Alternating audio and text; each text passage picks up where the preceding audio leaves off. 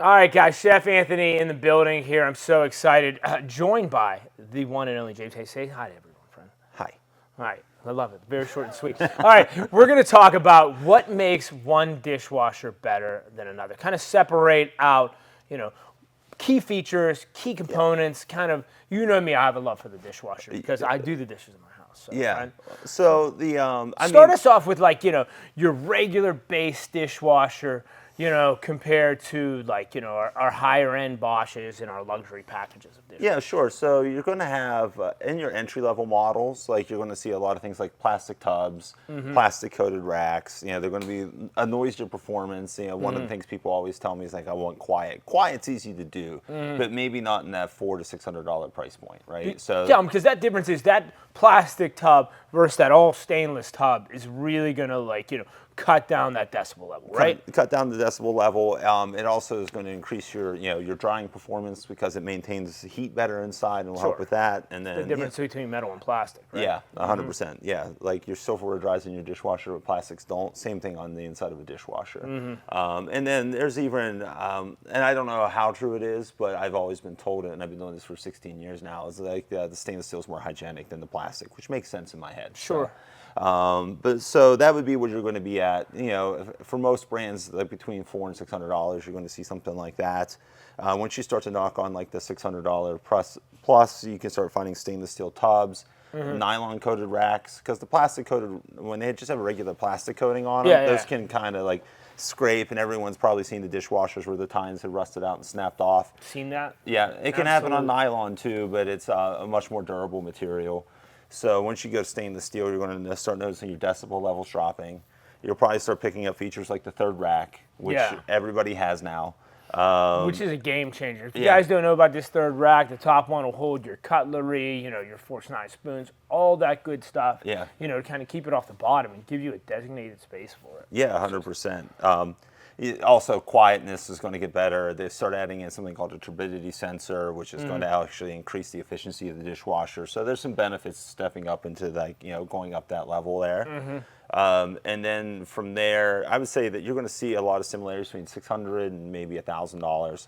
And once you jump over that $1,000 mark, it's really, honestly, you're just going to start to see maybe some extra features added to it. Extra cycles. You might find some that have water softeners in them, like quieter performance. Even that. Explain to us about that water softener versus your regular one. Sure. So you're going to find it mostly in European models. Europeans love water softeners in dishwashers, but it's going to, if you wanted to do crystal or glass, basically here in Pittsburgh we have really hard water. Sure. Even if you think I don't, you do. And that can create, mineral deposits on your glassware.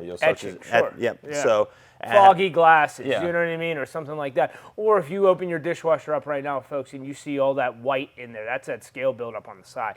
That means you have hard water. Yeah. That means your machine is going to run so much longer and harder. You're really going to put, maybe cut the lifespan down on it some. You know what I mean? So, and that water softener built-in kit is really a box of salt, cup of water, and what does it do? It adjusts the water levels, right? 100%. And you're going to see that starting popping up maybe around $1,300, $1,400 off the top of my head is the entry level for a water softener right now.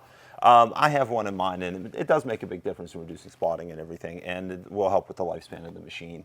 And then realistically, once you step over a certain price point, and this isn't true for all brands, they're going to be like in that $1,500 plus, but let's just throw like $1,500 to $5,000 in there, which is a big jump, but there's just going to be maybe build quality aspects, because realistically that it's going to wash just as well and be just as quiet. Yeah.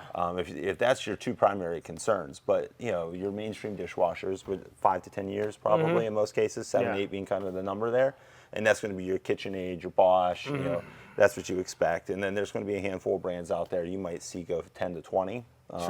And that could be look like Miele or Cove, which is Wolf Sub's dishwasher. Even if you want to step up, Miele makes that commercial unit that Matt Hildebrand, who's not here today, is a big fan of. I mean, what does that run a cycle in?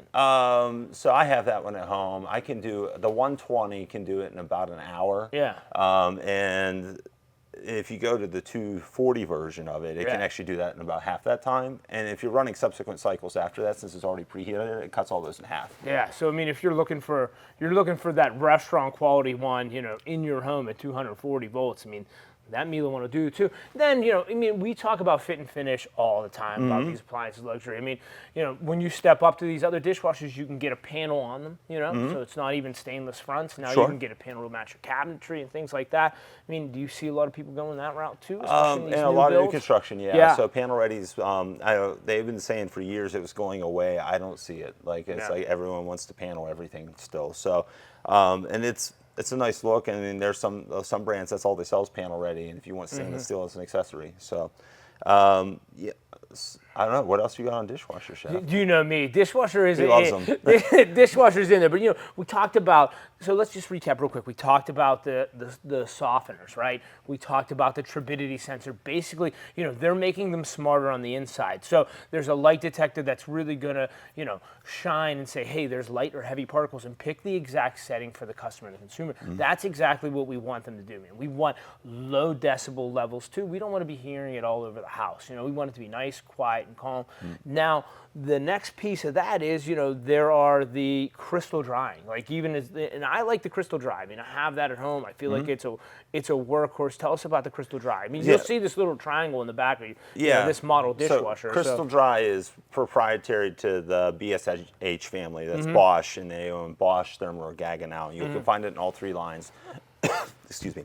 All three of them will call it something different, but it's all the same thing. So it's basically this material called zeolite, which, if you don't know what that is, if you've ever been in the sauna, it's the rocks you dump the water on. 100%. And then I just imagine it as some German engineer sitting in a sauna, like 10 years ago, like looking at it like, oh, that could work in a dishwasher. Yeah. So now you finally have a European model that does some form of heated dry. So, which, for the record, we talked about all these. European dishwashers don't do heated dry. It just doesn't jive with their guidelines. So it's another reason why they're so quiet, too. Yeah. You know what I mean? That cuts down on their noise, too, you know what I mean, with the exposed heating elements and things like that. But if you do a Bosch 800, a Bosch Benchmark, or Thermador Sapphire, any of that stuff, it will have that cycle in there. And basically the water dumps out over it, pushes in 165-degree air, and it keeps the dishwasher hot, and it helps dry. But I would say something like that zeolite is really maybe adding 15 to 20% drying, right? You know what I mean? Yeah, so they can kind of helping the process out, right? Yeah, I think they got the legal clearance to say they have the best drying dishwasher on the market. So, I like legal clearance. We all like legal. You know what I mean? I'm going to throw another one at you that I love, and I feel like it's it's a bougie setting, but once you have a light in your dishwasher,